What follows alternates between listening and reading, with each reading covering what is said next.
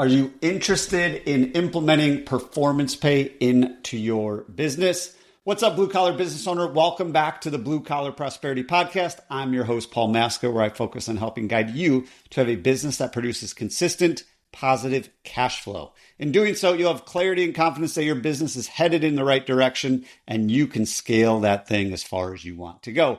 Today is a solo show. It is the first Monday of the month, and like every first Monday of the month, it is a solo show where I dive into some topic that is relevant in the world today, the world of home service business ownership, which is all the people that I work with as a fractional CFO on a daily basis. So we are going to dive into today the ins and outs of performance pay. If you have not been here before, what we talk about a lot is the most successful businesses are the ones, like I said, creating consistent positive cash flow. They are predictable.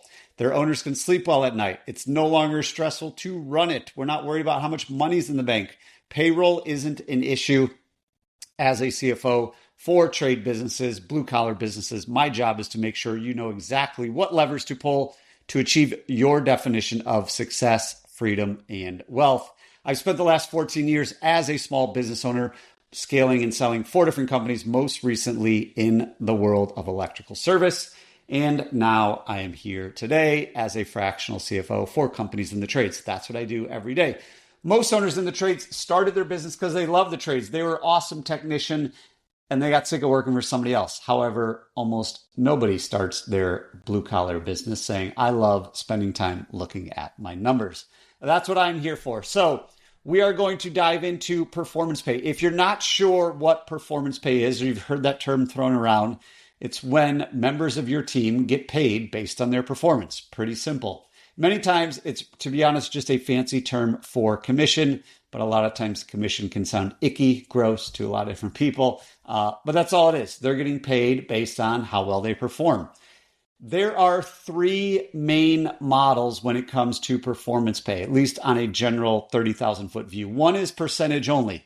Your people are going to get a percentage of something, usually percentage of revenue sold, percentage of revenue installed, especially if they're out in the field. Another one is piece rate. That's really where they get a fixed amount per item completed, per task completed. Usually you'll see this a lot for your install team. They're going to get a flat rate of whatever it is that you install. And it's just basically a menu. Hey, if you install this type of garage door, it's this. Or if you install this type of water heater, it's this. Or this air conditioning system, it's this dollar amount. And then the third thing is a base plus commission. I see a lot of people go to this because their people are used to getting paid hourly. So they go to an hourly plus commission model or salary plus commission, depending on how you pay your people. But those are the 3 main models: a percentage only, piece rate, which is just a flat rate per task completed, or a base plus a commission. Now, going into those a little bit further, the percentage only, especially for people in the field, and that's what we'll focus on. So your service techs, installers, people that are out in the field delivering the service that you sell, normally they get a percentage for selling a thing and then a percentage of doing the thing. So, what that means is we need to hit our target margins for labor, and then we need to set our percentages based on that. Every business is different, but I know a lot of people, just to super simplify it, their vision is 25% labor, 25% materials, 25% overhead leaves us with 25% net profit. Now, that is like the highest level it could be. Every business is going to be a little bit different, but in general, most of the companies we work with, we shoot for a total field labor 24% or below, which means usually they're getting paid below 20% because then we got to account for insurance if we're providing insurance, payroll tax, workers' comp, all those other things. So that is percentage. That is percentage-based performance pay. Like I said, the next thing is piece rate, where you get a fixed amount. This is most common for install teams when somebody is selling something and then another team or another person is actually doing the install, and they just get a flat dollar amount per thing completed. And then the last is base plus commission. This one can be a little bit more dangerous, and we'll get into that here in a minute. But having a base plus a commission is another common model. So those are the 3 most common models. What I tell everybody before going to performance pay, if you're not on performance pay right now, when you go to it, make sure you have a really good recruiting system engine in place. You're building a deep bench, because it is inevitable when you implement performance pay, the people who are not willing to bet on themselves, they will raise their hand and say, this isn't for me, I'm out.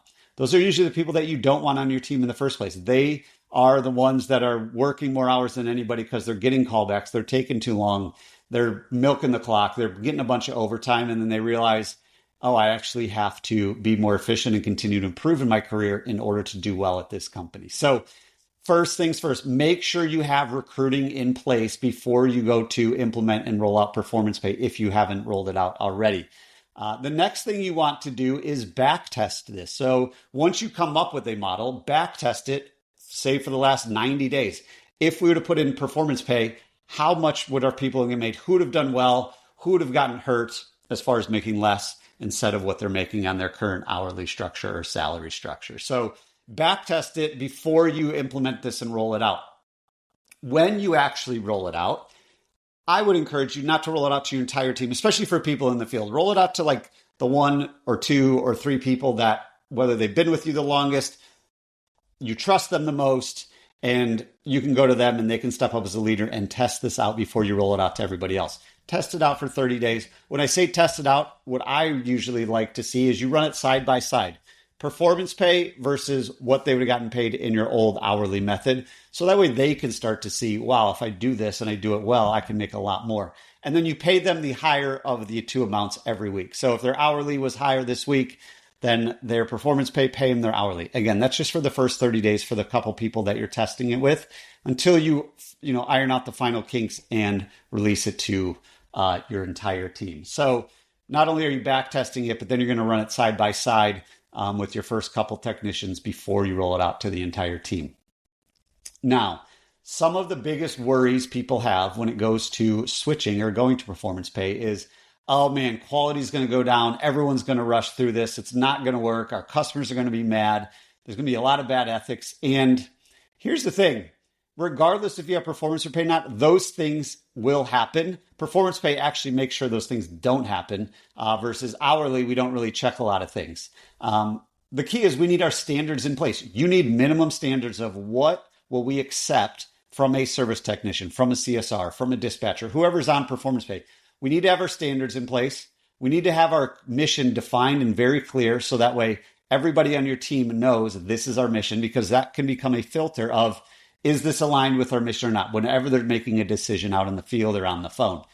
Do you have your values in place? If you have core values, it makes it super easy or a lot easier to implement performance pay, because if they're violating the values, they shouldn't be working for you regardless of how they're getting compensated. So the values act as a great filter of, hey, did you follow through with our core values, or were you serving yourself more than anybody else? So anyway, that is just some of the things we need to have in place. We also need to have our scorecards in place. So having our scorecards in place means your technicians, your CSRs, your dispatchers, whoever is going on performance pay, they need to know, what does success look like and what are the minimum standards and what do we need to do to make more money?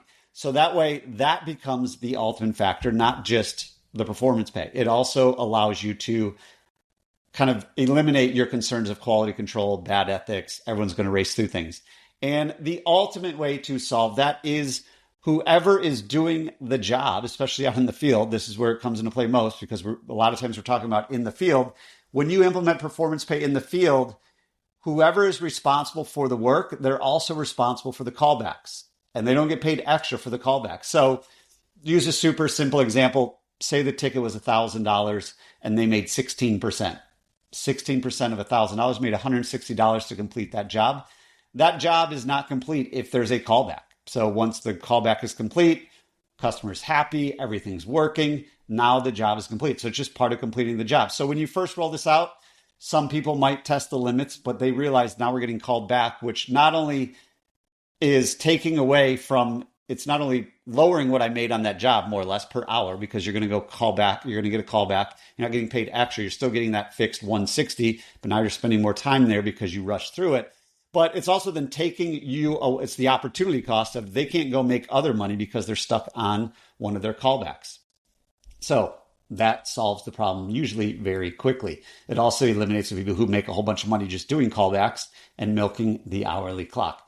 We also need to make sure we do have excellent support for everybody that's on, for everybody, but especially people on performance pay. So that way they have the tools, they have the training, they have the support, they have everything they need in order to achieve the financial and deliverables that they're looking to achieve there. So that's kind of going over the first worry, quality control, bad ethics. Another worry people have is everybody will leave. Everybody will not leave. I promise you that. But we do want to have a recruiting engine in place because there will be people that leave, and it's going to be the people that you don't want on your team anyway. The people that are crushing your cash flow, crushing your gross profit, driving your service manager crazy, driving you crazy, probably not doing great work for the customer as well. So not everybody will leave. Here's the thing. Look at this as performance pay is another form of a report card. Who loved report cards when we were kids? The people that got good grades. Who hated report card day? The people that got terrible grades. So we don't want the people with terrible grades anyway. And performance pay is finally holding them accountable for their performance in the organization. So that's that worry. Next, I alluded to it a few times, but this isn't just for field staff. You can also have this for your CSRs. I would highly encourage it to have it for your CSRs.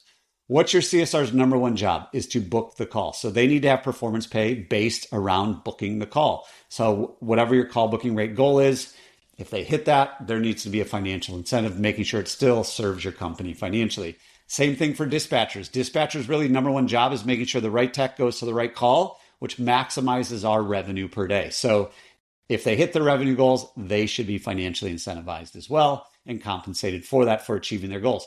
If they don't have an incentive and they don't have the scorecards and they don't have the expectations and standards, then they're going to do just enough to not get fired and they're probably going to be driving you crazy. Once they're on performance pay, it is amazing what it can do for not only you and them, but just the overall culture of the organization. So those are some of the things about performance pay. The pros outweigh the cons. The pros, it encourages great work.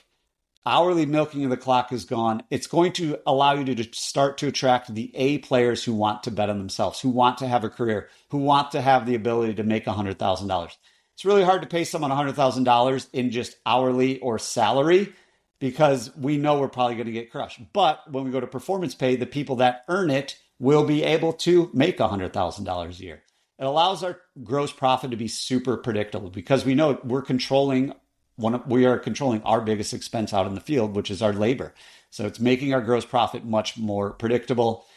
It also allows us to have full transparency within the company. Everybody knows what everybody makes because your performance pay, it should be very equal across the board.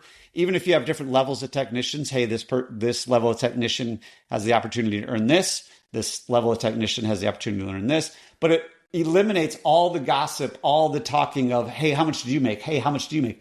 Now it's just super clear. Everyone makes this percentage or this piece rate or this base plus commission. The better you are, the more money you make. Which leads me to one of my favorite things about performance pay is it allows you to promote people in the field sooner than you would normally do that because they might be making less than your average technician, but they're learning at their pace and allows them to get a lot more experience. So that way you don't have an apprentice, riding along for 4 years until they have the ability to produce like an A player, to produce like your top technician. Instead, they can be a junior technician and start to run calls and start to generate revenue. And the better they get at that, the more experience they have, the more money they'll make, but they'll still be making more than if they were an apprentice. So it allows you to promote people sooner. And then if you have a good dispatcher and CSR team, then you can put them on calls that they're going to be comfortable with. Hey, this type of technician can only go on these type of calls versus this technician is better on these type of calls. So that's it. The pros outweigh the cons. The key is, though, you can't just roll this out and hope your guesses are right. It's got to make sense from a math standpoint. It's got to make sense from a financial standpoint. Make sure it is dialed in before you roll it out. And going back to the cons of quality control, bad ethics, everybody leave. These exist no matter how your people are paid.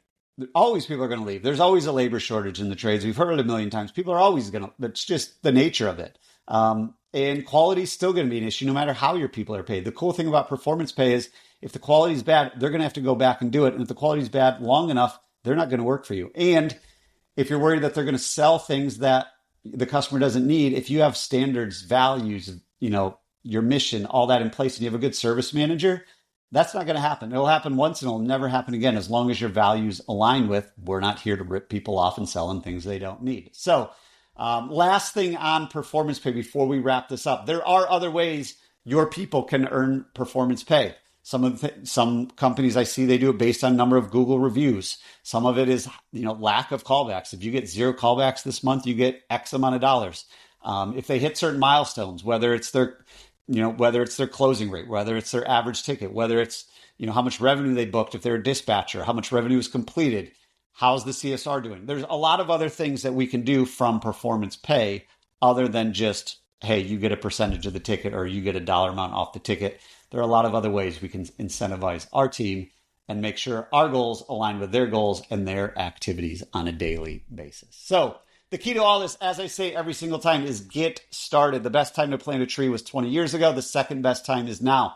Start doing the math. Start doing the work. If you need help with it, go to thebluecollaradvisors.com. I would be happy to help you on this and anything else when it comes to numbers, margins, financials, cash flow, profitability, and all those good things. If you go to thebluecollaradvisors.com, you can book a free call with me. We'll do a business evaluation. We'll dig into your business, what's working, what's not working, and then also do a financial assessment of your organization. And while you're at thebluecollaradvisors.com, even if you don't want to book a call, you can download my pricing calculator. It is the number one issue I see with companies. So there's a pricing calculator that you can download there as well. Super easy to use. That's all we have for today. Make it a great day. Make it a great week. And we will see you next week on the show.